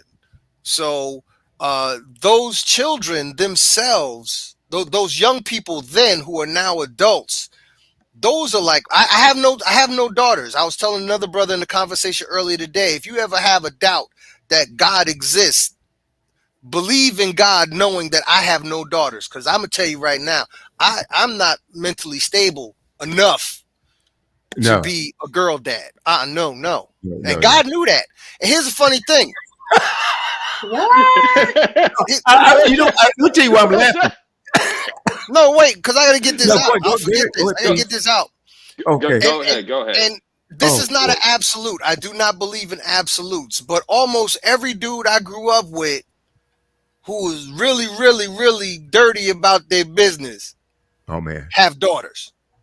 I'm not saying that's you, Bobby. I just said a lot of guys I came up with. I met you I outside got a class daughter. and I everything. got one Yeah, too. well, I got one too. I okay. got a daughter. Only because I have two daughters of my own, but the idea is we're both fathers. All right. We're I'm both just fathers, and have to saying basically raise our a lot of the children. fellas that I grew up with, a lot of dudes I used to kick it with in high school and my early college Okay. days, they have daughters. So Right. I would after my first son was born, I would just say, yo, God blinked. But then I had another son 7 years later, so God blinked twice. But the here's the funny thing. The majority of my coaching clients have been women. Whoa. Wow. I've been coaching since 2009, and in 2009, so that's 13 years now. Um, yeah, in 13 years, I have had 4 male clients. That's amazing. That's amazing. Let me address something that you said, and I'm sure, and I hope the rest of the panel and the audience caught this. I'm just going to say this, and correct me if I'm wrong.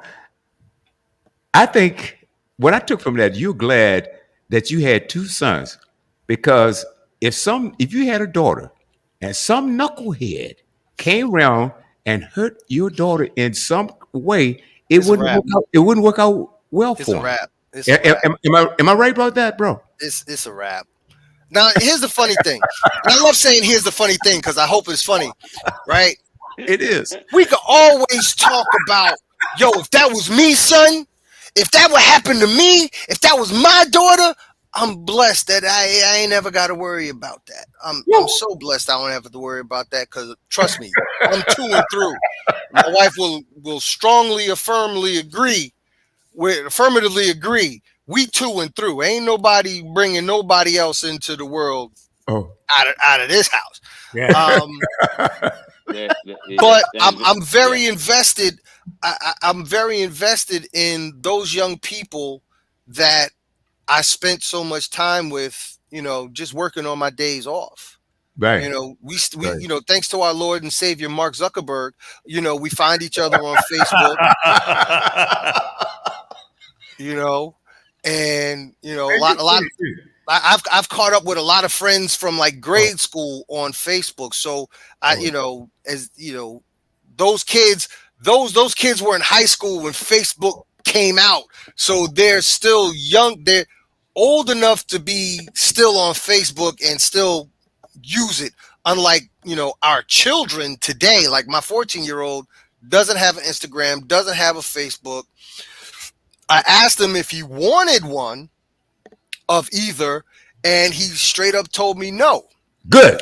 To which I was completely happy with, because he spends most of his time goofing around with the same friends when he's playing his Xbox on the weekends, because we don't Right. allow him to play it during the week.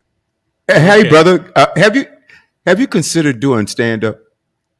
Ha. Because you're funny. You're definitely funny with a message. I'm funny in this environment, and Oh, when I'm delivering a speech, I can be funny in the process. But the stand up, and I have friends who were stand up comedians. I'm friends with Bill Bellamy. I know Bill Bellamy. One of my very I first need to talk Facebook to him. friends. I don't know. One of my very first Facebook friends when Facebook came out was Joe Torre. Hmm. Yeah, so I have friends that are in the comedic world. Leslie Jones, one of the first black female writers for Saturday Night Live. I Yeah. met her when she was doing, you know, when she was on her come up. Kevin Hart, I met Kevin Hart here in my town when he was on his come up. Um, I respect what they do too much to think that I can do that. Okay. But again, there's something that there's so many jewels that I got to keep shouting out my mentor, Dr. Del Toro McNeil, especially because if he watches this, he's going to appreciate me appreciating him. Um, Something that he said that really stuck with me because it affected me in my life before I even met him. And that is and this is for everybody. So Bobby, remember how when I used to do my Monday morning videos, you would be up in there type of stuff out? Get ready, Yeah, get your fingers ready, right? I'm ready. If you find yourself not believing in yourself, but someone else believes in you, believe in their belief in you until your belief kicks in. Wow. That's Mm, deep. That is deep. That's not mine. That's Dr. Delatoro McNeil II. And might I add, this is the youngest black living member just recently inducted into the National Speakers Association Hall of Fame. This man wrote one book 2 years ago, and just on that one book alone, he has been on the Today Show 5 times. This is who I'm learning from. So I said earlier, we were talking about the kids in the high schools and so on and so forth, is very important the company you keep. Repeat Right. his name, Rob. Repeat his name. I'll type it in the chat here, Yeah, but please do that. Dr. Delatoro McNeil. And if there's Okay. anybody watching this who has an interest in public speaking, and trust me, I'm not getting paid for this. But we're gonna talk about it Checks perhaps go out later. on Tuesdays. No, wait, no. This is something. Craig. If my wait, mentor is wait, watching this, it's between what? me and Doc right now. No, listen. If anybody is interested in really, really, really learning how to become an effective speaker, Uh-huh. really want to create a business for yourself where you can transform and change the people's lives, you need to learn how to crush the stage. And the only way you're going to do that is through my mentor, Dr. Delatoro McNeil. You could go to www.crushthestage.com I He love does that. he Crush the does stage. Come out there it's blazing. it's a fully immersive training experience like none other. My That is it's amazing. not it's my speaking has actually declined since working with him, but my coaching has improved because my business sense has improved, and I've realized where my superpower is.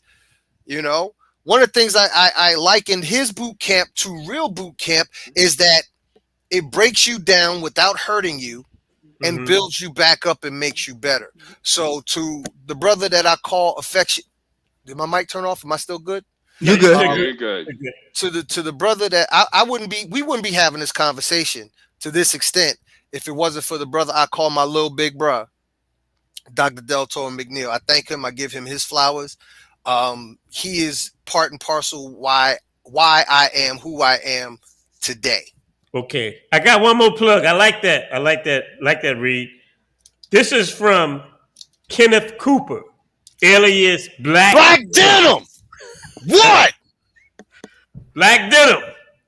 Taught me my very first lesson in groove. That lesson was every brother ain't a friend, every friend ain't a brother. And what I've added to that through my experiences in groove, there's no reason why we shouldn't always strive to be both. What my brother Coop have to say? That's my dog. Come on. He's my pastor. Okay. Oh, get out. So once we get off the line tonight, man, I'm gonna hook up with you.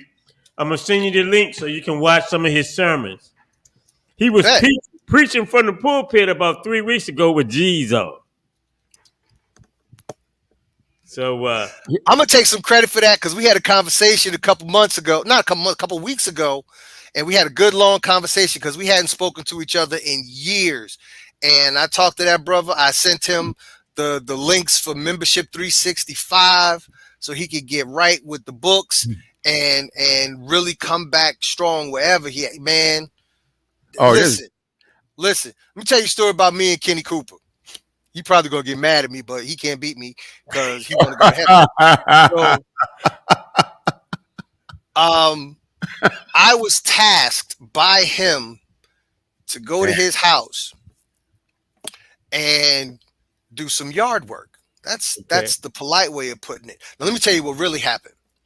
His mama told him he had to clean the backyard, get the leaves out. So we get there and I'm figuring, okay, I'm helping him. And Coop says, okay, so I need you to do. All these leaves back here got to be in the front. And then you got to bag them. So I done swept all these leaves. I done raked all these leaves out of his backyard into his driveway. And his mother's in the kitchen looking out the window as somebody who is not her son. Because Kenny is, he's short. So he's short.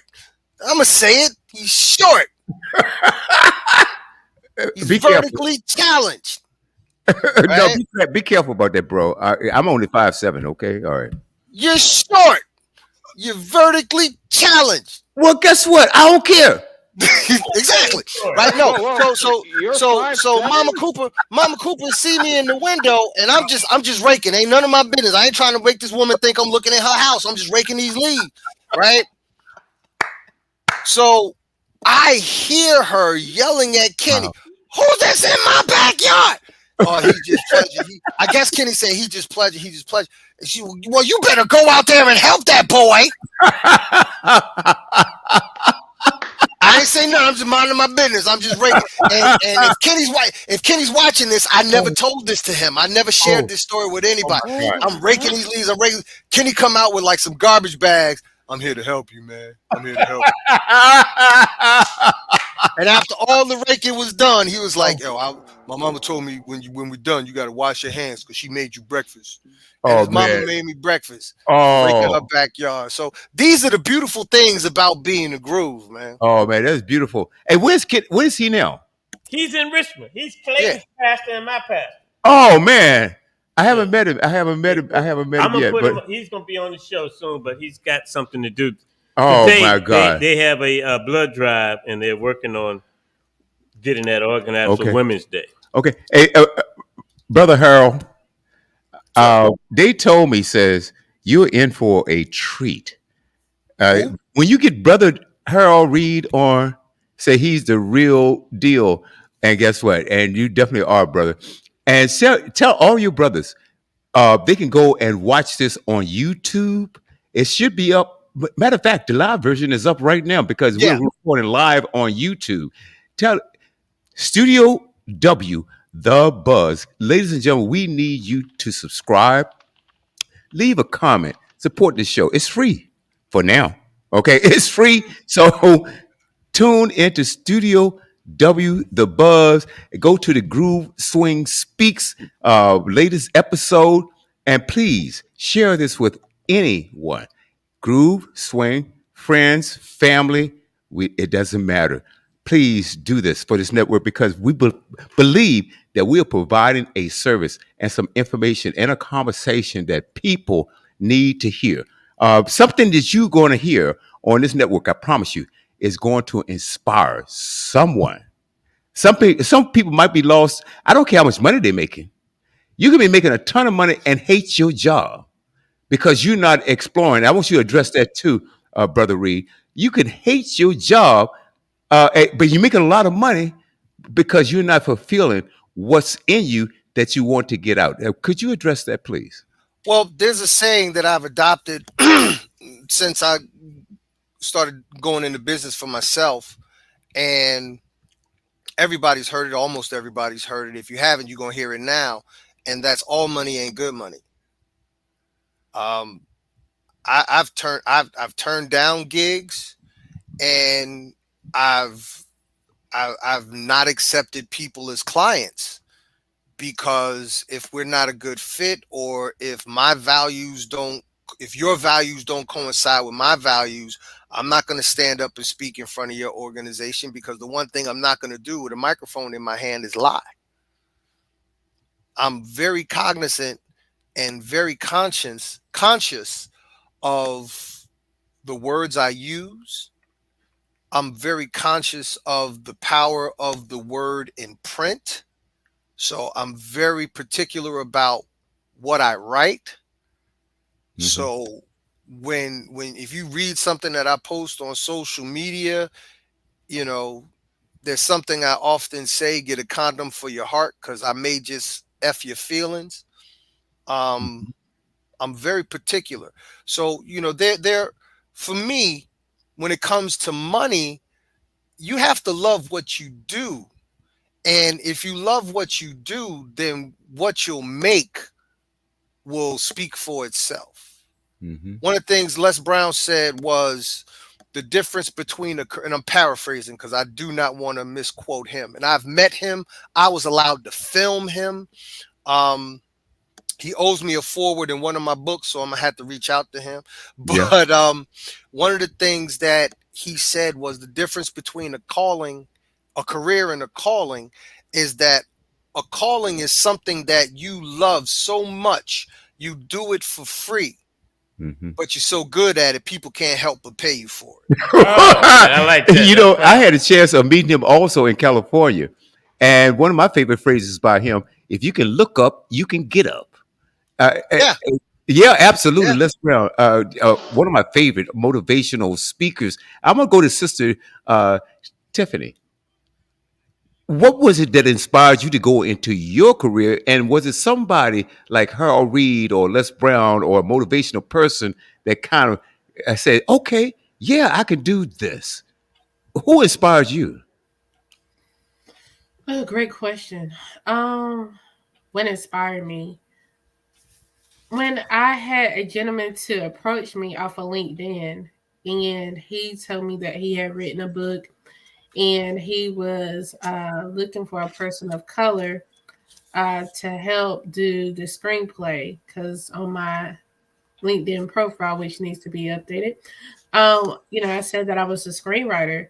And he sent me the copy of his book, and I started reading it, and I enjoyed the story, and I was just like, oh my gosh. Mind you, I got my degree in 2016. I was approached in 2019.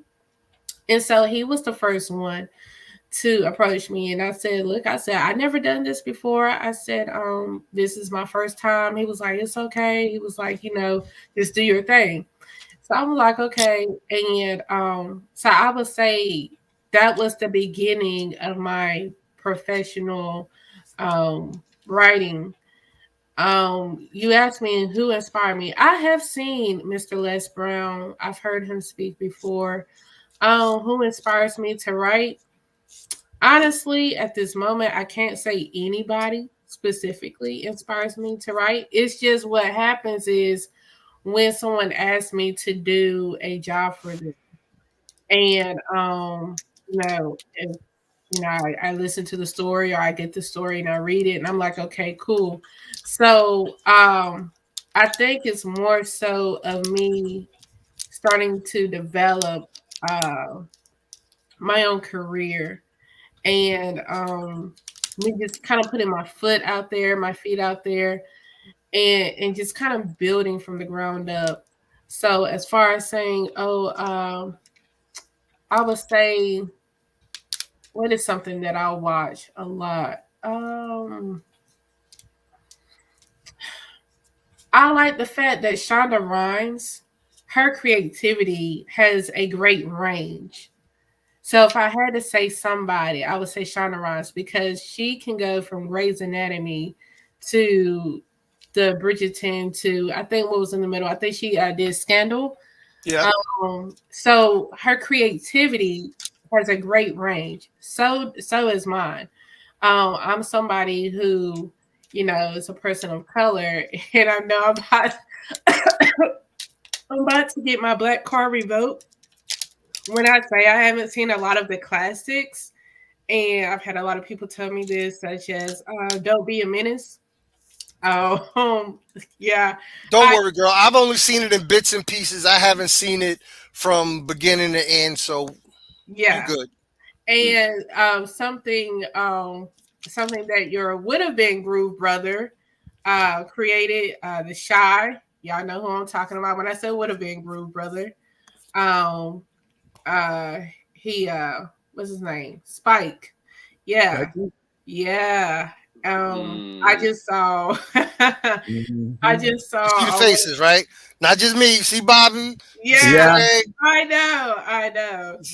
I just see one of his Ain't no would have movies. been. Yeah, I seen one of his movies a couple years ago Nah. for the first Okay, okay. And I tell you what, we only have a few minutes here. I want to get back to Brother Reed. Brother Reed, when you came on, because we were supposed to have another swing on tonight, and the program had been changed up a little bit. Mhm. Okay, and I'm saying, okay, this is generally a 2 hour show because we have a groove and a swing. And for some reason, I said, you know what? Based on what I've heard about you, okay, yeah, what I've heard about you, I said, this brother, he'll probably take up the whole 2 hours, which is great with me anyway. And I'm so glad that you taking time out of your day to grace this platform because the things that you've spoken about, man, are so profoundly important because somebody's going to be inspired by what you say.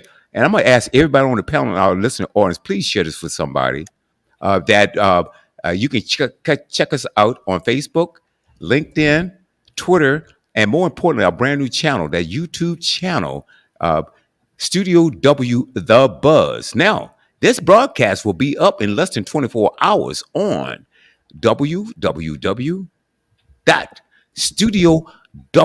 www.studiow.buzz. StudioW.buzz. We also have two apps. Android is simply Studio W. Apple is Studio.w. Available on Google Play, Apple CarPlay, Spotify, iTunes. But go back to that website, StudioW.buzz.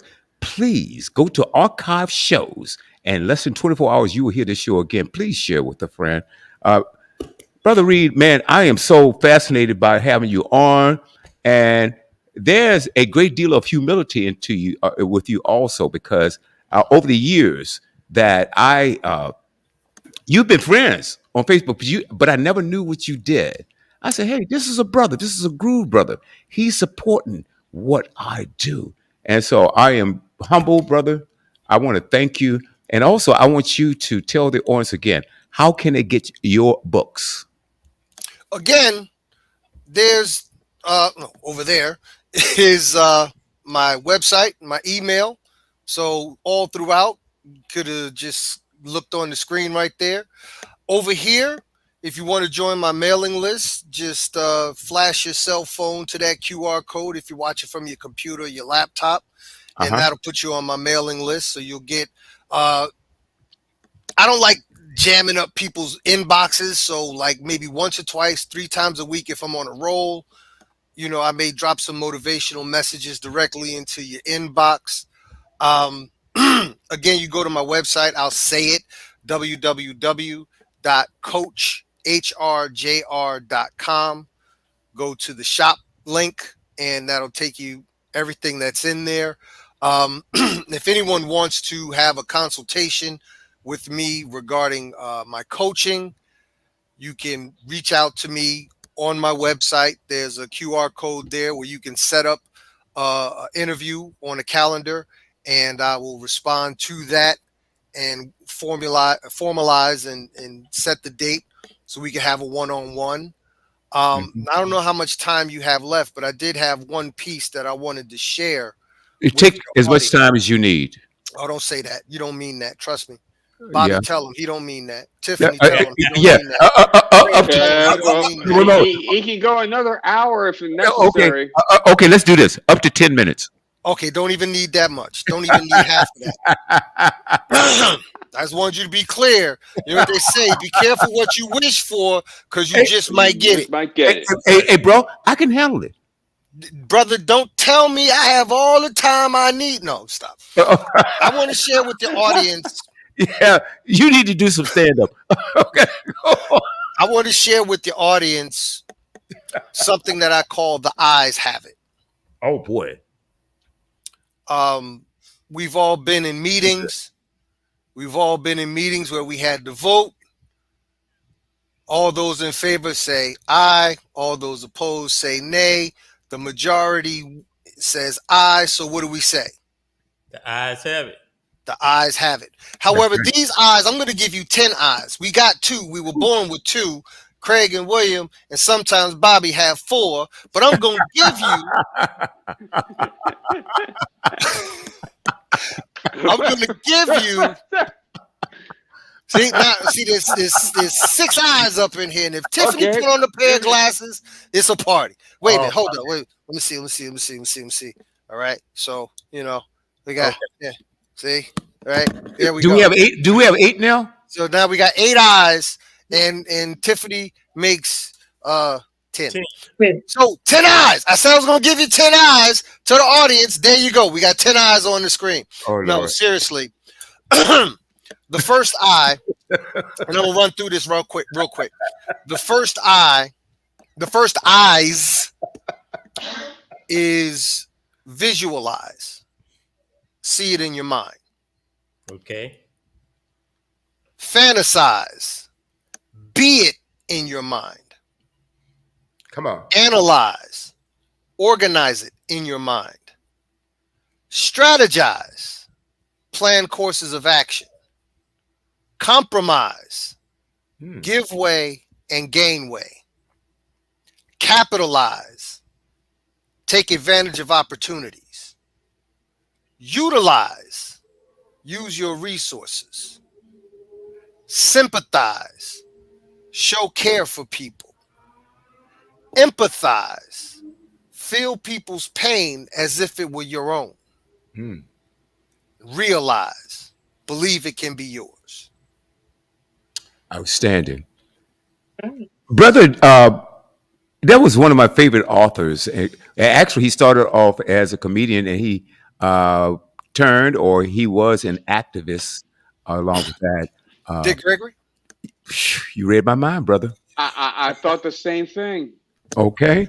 And he said, if you learn how to live, making a living is the easiest thing in the world. Do you agree with that? Absolutely. And I'm gonna show you how far back my studies, my personal individual research goes. Do you know who it was that first said the best thing you could do for poor people is not be one of them? Oh boy. Oh my God. I remember that. I don't remember the author. Help me out, He please. was somewhat a speaker. I'm gonna give you a second to try and figure that one out. Ooh. Give Ooh. you a second. Robert. The man's name hearing is Frederick J. Douglas. Icarencoder.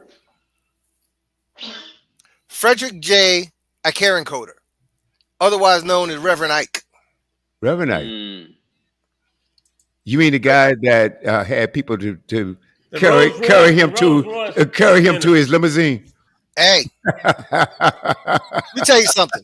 He was Let me a tell you something. character. He was Let a me tell you something. character. Definitely. But in all of the Oh, foolishness and all of the uh, prosperity preaching and all that other stuff aside, right. when you take out the flash and you just take in the message, That's it. all right, the best thing you could do for poor people is not be one of them. Because if you one of them, how can you help them? You Yeah, can. you can help them. You could give what little you can. But if you're not poor, you're in a better position to help those who are. Makes sense. Right. Mm. And so these are the things. Once again, when we started this whole thing off, I explained that at least for me, my path was a path of service. Got Hmm. it. And I tend to live my life by a certain set of principles. And one of those principles, Bobby, if you have my first book handy, it's probably on the back of it, but I'll say it nonetheless. Um, if you're ever curious or unsure about what your purpose in life should be, imagine what you want people to say about you at your funeral. Hmm. And then between now and then, live up to those words. So if you It's a, want people to say you were this person, you were that person, you were good, you were generous, you were kind, you cared, you got on my nerves sometimes, but I knew you had a good heart, so on and so forth. Live up to those words. Live up. Be the person you want people to talk about when you're no longer here to hear them say it. Yeah. Wow. wow, Right. brother Reed. And I probably say this was the book that you're talking about, the very first one. The very first one, yes. Right. You know, This is it. brother Robert, is this our eighth or ninth episode? I think we're at number 10. Are we Yeah. at number 10 already? Yeah. I think we. And we've had some outstanding, outstanding conversations. And I'm gonna tell you what, this has been one of them. Brother Reed, I can't thank you enough for coming on. Promise us that you will please, please come back and bring Sister Rock with you because I think you have more clout than I do. Okay. Really do. Man, I appreciate it. This has been amazing. And what I'm going to And do, it's fortunate, it's fortuitous. You might want to buy a lottery ticket and somewhere put the number 10 in there because my birthday is 10/10. 10-10. Wow. Okay, brother. Look, I tell you what. I'm not going to bug you, but I'm going to stay in touch with you. And Absolutely. same here. I'm a phone call away because we have Absolutely. a lot that we have to talk about. And also, anytime you want to get your information out there, you have a medium and a platform to do it. I All right. appreciate that. My Appreciate pleasure, my brother. I'm going to send that to you. I'll send all that information to you, like the website and the other credentials that we it. Hmm. have. Hmm. Let's go around the panel. Brother Craig, then we go to Tiffany, and then we're going to let Brother Hicks close it out. Okay. What would you like to say in closing? First and foremost, I just want to let Harold know how proud I am of you, man.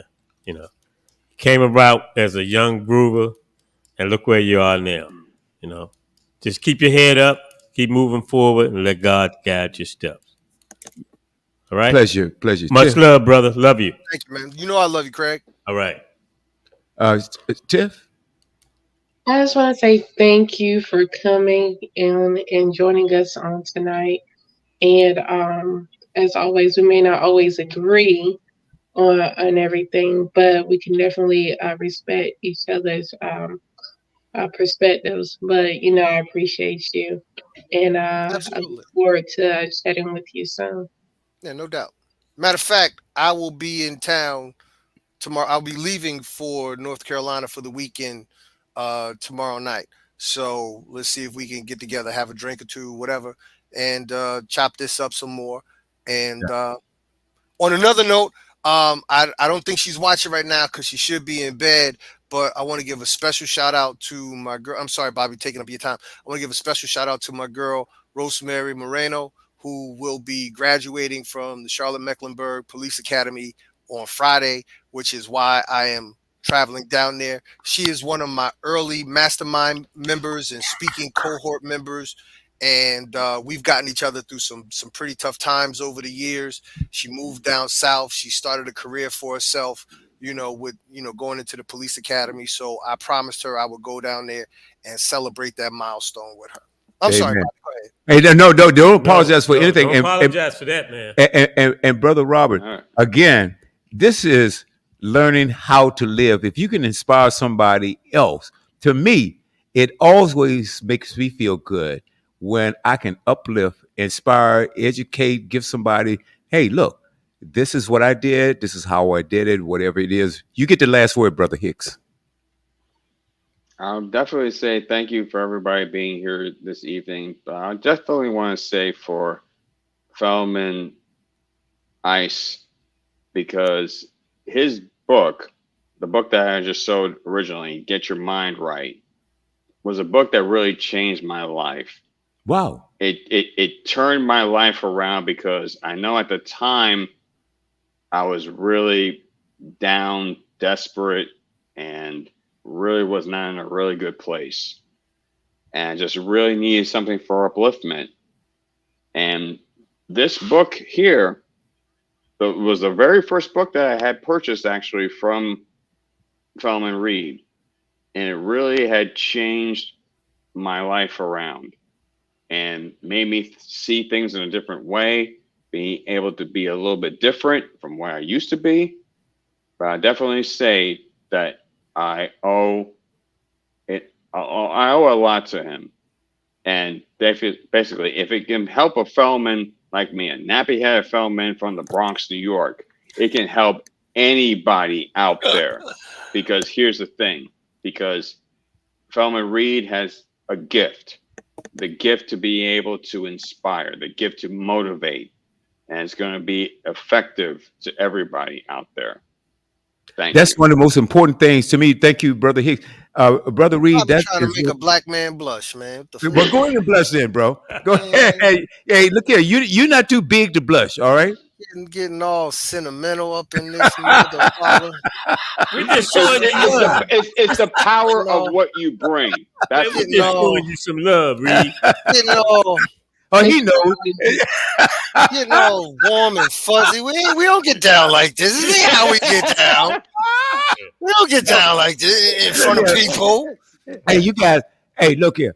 If you guys don't know, I already know. Hey, he loves this. He loves this. Hey, man, thank you so much, my brother.